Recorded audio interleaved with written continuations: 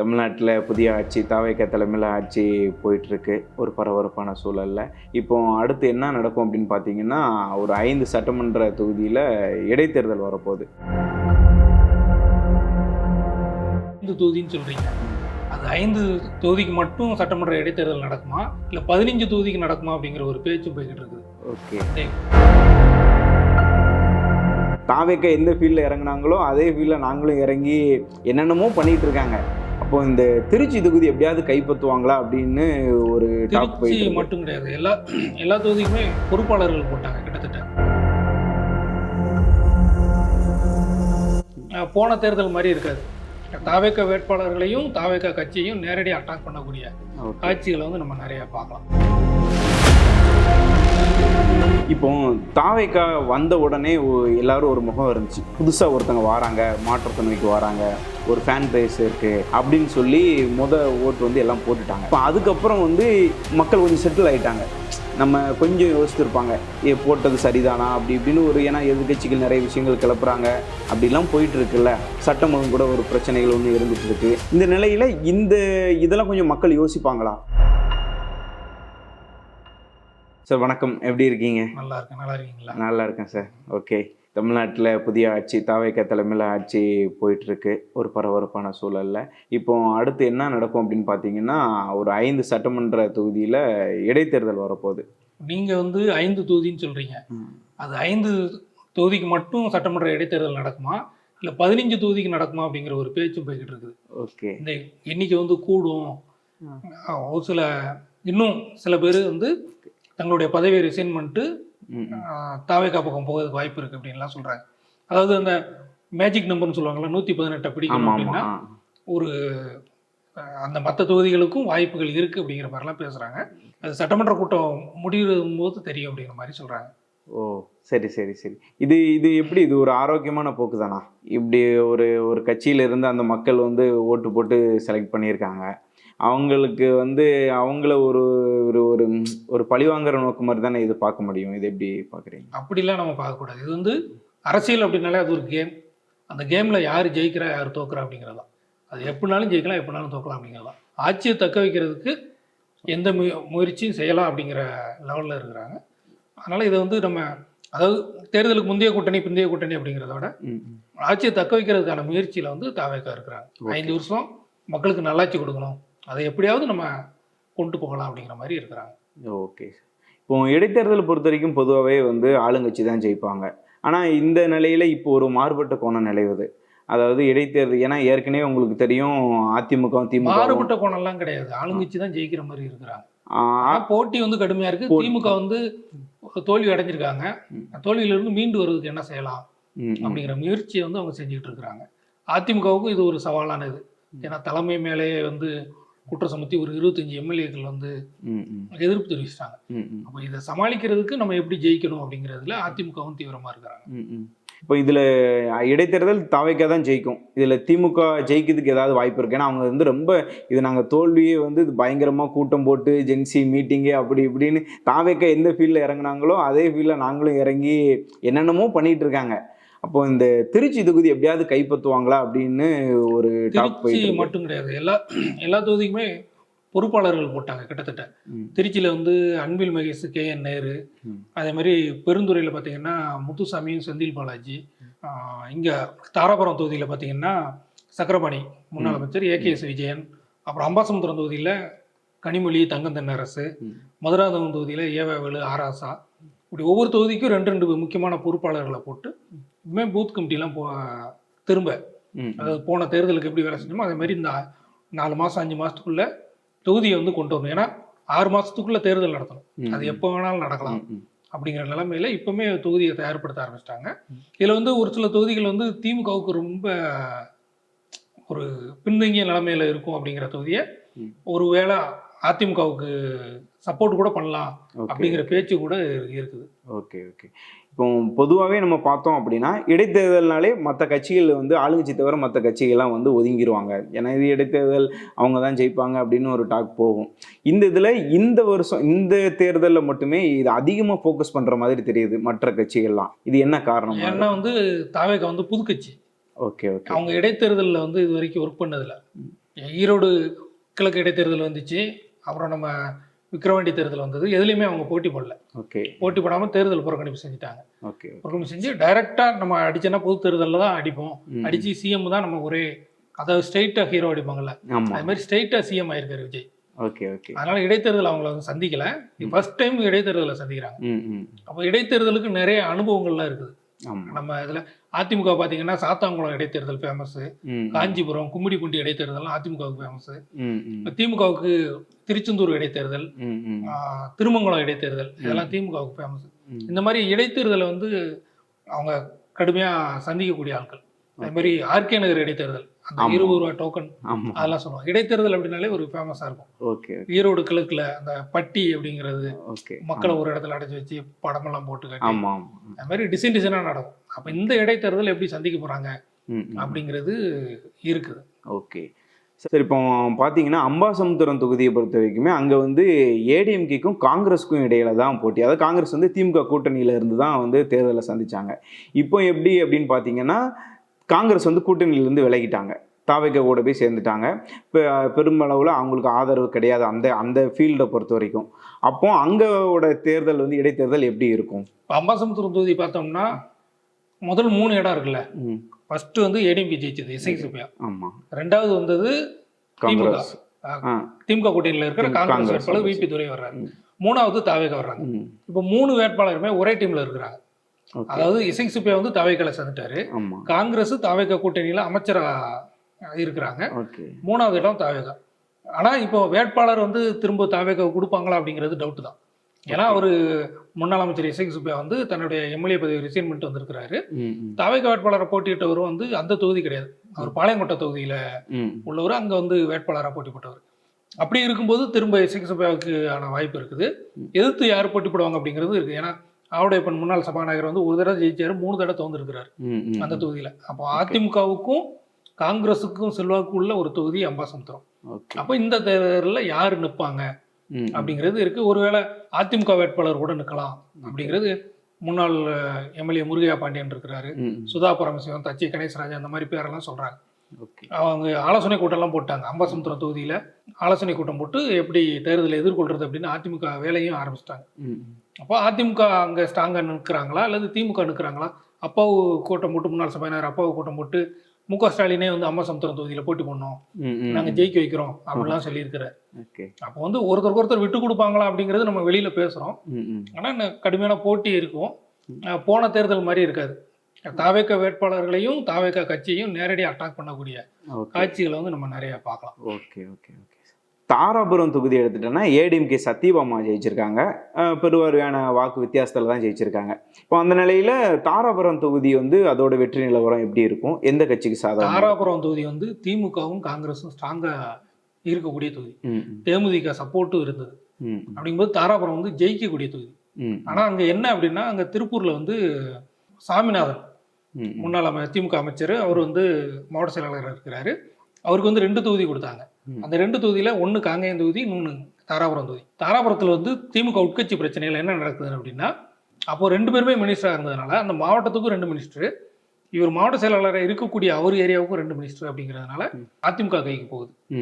இன்னொன்று அங்கே வந்து எல் முருகன் போன தடவை போட்டி போட்ட தொகுதி, அதில் வந்து பிஜேபியும் கொஞ்சம் ஸ்ட்ராங்காக இருக்கக்கூடிய தொகுதி. அதனால ஈஸியாக வந்து ஏடிஎம்கே ஜெயிச்சிட்டாங்க. இப்போ இந்த தடவை வந்து தாராபுரம் தொகுதியில் வந்து அண்ணாமலை வர தனியாக இயக்கம் தொடங்கிட்டார். அவர் இடைத்தேர்தலில் போட்டி போடுவாரா இல்லைன்னு தெரியல, யாருக்கு ஆதரவு கொடுக்குறாரான்னு தெரியல. அப்போ பிஜேபி ஓட்டு வந்து உடையும் ஒன்று. இன்னொன்று அதிமுக நம்ம ஏற்கனவே பேசுகிற மாதிரி அந்த 25 தொகுதி எம்எல்ஏக்கள் பிரச்சனை, எதிர்முருமா இருக்கிறாங்க, வேலுமணி மேலான அதிருப்தி, இந்த மாதிரிலாம் இருக்கும்போது அது அதிமுகவுக்கு வந்து கொஞ்சம் பின்னடைவாக இருக்கும். ஆனால் இதை எப்படி திமுக பயன்படுத்துகிறாங்க அப்படின்னு இருக்குது. ஏன்னா அங்கே கூட இருந்த கம்யூனிஸ்டும் காங்கிரஸும் வந்து இப்போ எந்த நிலைமையில இருக்கிறாங்க அப்படின்னு சொல்லி தெரியல. கூட்டணி வந்து என்ன நிலைமையில இருக்குன்னு தெரியல. அப்போ இந்த செல்வாக்கு இருக்கும்போது அங்கே திமுகவுக்கு அதிமுகவுக்கும் திரும்பவும் ஒரு சவாலாக தான் இருக்கும். அது தாவேகாவுக்கு சாதகமாக கூட மாற வாய்ப்பு இருக்குது. ஆனால் என்னன்னா, தாராபுரத்தில் வந்து 3வது இடம் தான் டிவிக்கு வாங்கியிருக்கிறாங்க. அப்போ அந்த வேட்பாளருக்கான தனி செல்வாக்கு கிடையாது. இப்போ ஏடிஎம்கே எம்எல்ஏ ஜெயிச்சிருக்காங்கல்ல, அவங்களுக்கு தனிப்பட்ட செல்வாக்கு அவ்வளோவா கிடையாது, கட்சி ஓட்ட வச்சு தான் அவங்க ஜெயிக்கிறாங்க.